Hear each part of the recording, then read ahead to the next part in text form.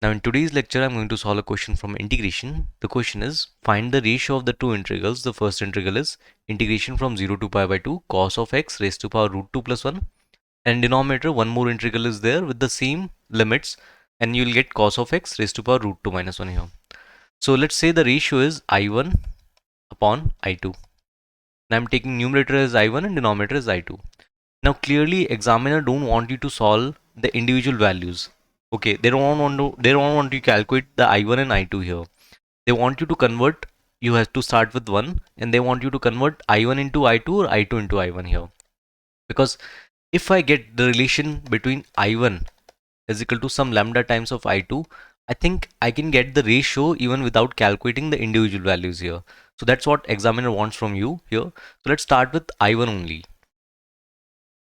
So I'm starting with I1. I1 is integration from 0 to pi by 2.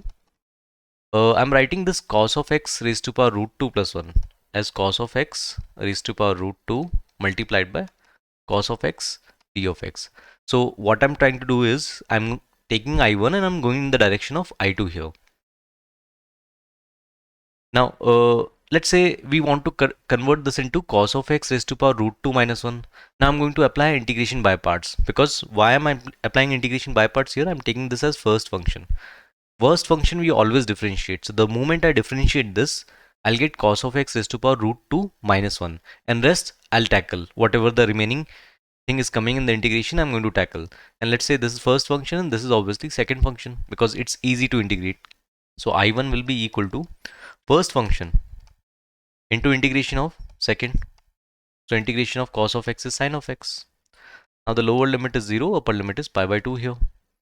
Minus times integration of differentiation of first. So when you differentiate cos of x raised to power root 2, you'll get this as root 2 times cos of x raised to power root 2 minus 1 here. Limit is 0 to pi by 4, pi by 2 here. Now differentiation of inside function is minus sin of x. So minus minus plus sin of x here. Now integration of second function. So that is sin of x again. So we will get sin square of x here, d of x. Now I1 will be equal to here. We'll get this as, when you put pi by 2 here, cos pi by 2 is 0. And when you put 0 here, sin 0 is 0. So the lower and upper limit will be 0 here.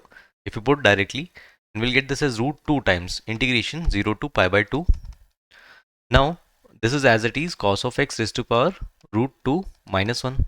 Now as I told you, my objective is to write I1 in some terms of I2. So for that I'm going to write sin square of x as 1 minus cos square of x and d of x here. Immediately you will see the effect here. So we'll get this as I1 is equal to here root 2 times. Now when I multiply cos of x raised to power root 2 minus 1 with 1, you will get this as integration 0 to pi by 2 cos of x raised to power root 2 minus 1 multiplied by 1. That is nothing but I2. So we'll get root 2 times I2 here. Now next integral will be minus root 2 times.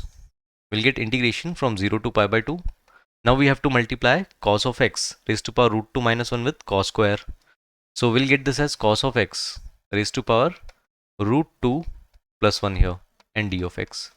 Now I1 will be getting as root 2 times I2 and then root 2 times.